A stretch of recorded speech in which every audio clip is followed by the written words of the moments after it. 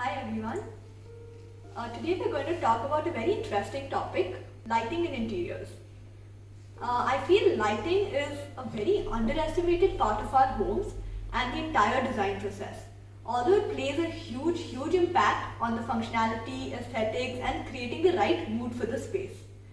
So we'll actually try and see some lighting tips to improve the entire quality of light in our homes. So we'll first look at lighting layers in the design process.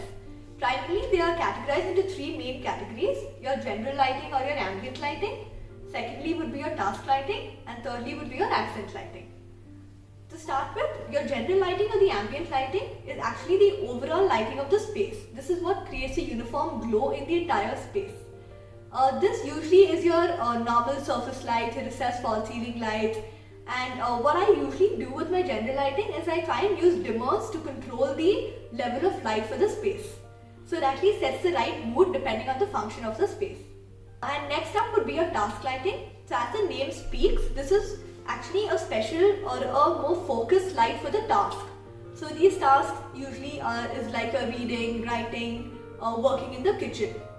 So for example, in the kitchen, your under cabinet lights actually form the task lighting. So your whole process of working in the kitchen is much easier and well lit.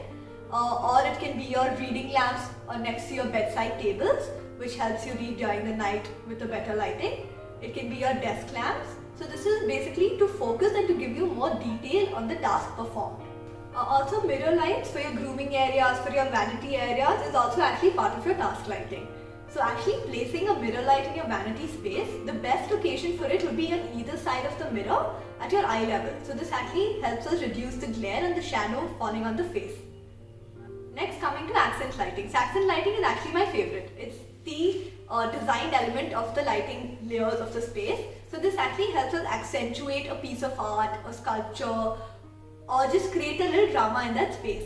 So these usually can be your nice table lamps, floor lamps. It can be these cabinet lights on your showpieces or your decor. It can be a spotlight on any sculpture or an art piece. So accent lighting, I feel, needs to be it needs to be planned during the design process, so we're actually able to give provisions for it in the needed walls or spaces. We can also categorize light based on the lighting fixtures. So we can just simplify this and probably we can put them in categories starting with surface lights, recessed lights, your track lights, pendant lights, and your portable light fixtures. So basically, your surface lights are the lights that you directly fix onto your ceiling, and they usually form the part of your general light or your ambient lighting. And recessed lights, like the name speaks, these are your false ceiling lights. So these are usually concealed. The light fixtures are concealed, and you just end up seeing the glow of the light.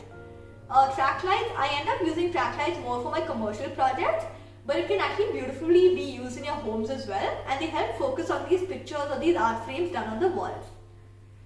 Next up would be your portable light. So again, your name speaks up. These are your desk lamps or your table lamps or your floor lamps. So this is easy to shuffle around the space and place them wherever you need. Also your pendant lights. Your pendant lights are your drop lights or your chandeliers, which you end up going probably above your dining table, your island counter in the kitchen, or just to highlight a corner of the space in the bedroom or your living. Also coming to a very important light, which we usually tend to ignore, is your natural light or your daylight. So I feel never do this mistake of trying to cover your natural light by any piece of furniture. So the more natural light you get, the most welcome it is. The best way if you really think it's getting too bright to control natural light is through your window coverings. So I would say that always try and invest a little more in your window coverings and add this layer of sheer curtains. So these sheer curtains are actually this translucent kind of a fabric, which helps us get filtered light into the space by not blocking out the complete daylight into your space.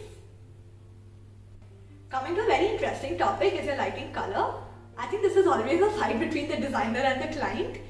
It's about understanding the right color or the right choice of light for your home. So you will always realize, as designers, we will always recommend going for warm light, or which in common terms is also called a yellow lighting. But please do understand, warm light is very similar to the way a sunlight works. It has that little tinge of yellowness and that warmth to it. It's very relaxing for your eyes, and it actually complements the colors, the earthy colors or the wood tones the best in your home. if you're actually going to use a lot of these beautiful materials and wooden tones and end up doing like a blue light or a white light, it's really going to kill the space, right? So if you've seen the boxes that you buy, these lighting fixtures that you buy, a warm white is a 2700 or a 3000 Kelvin. So this is actually measured as per temperature. So just be careful when you're buying your light. You can either mention saying a warm white, or you can just read the temperature of the light. So a lot of clients actually end up telling us that they're very fond of these tube lights or these white lights. Please don't use them. They have this little bluish tinge to it, and it makes the space very clinical and very uninviting.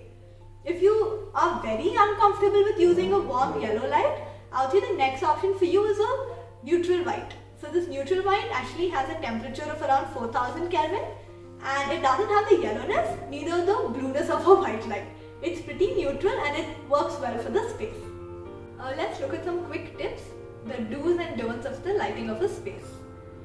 So if you're already having an existing home or existing layout and you just want to improve the lighting of the space, I would say the first thing you could do is probably replace all these bare bulbs and these tube lights in your space and try and get some indirect light. So usually have a covering for your bare bulbs, or try and use picture lights, and always layer up your lighting. Don't use a single source of light because that's very harsh for your eyes as well.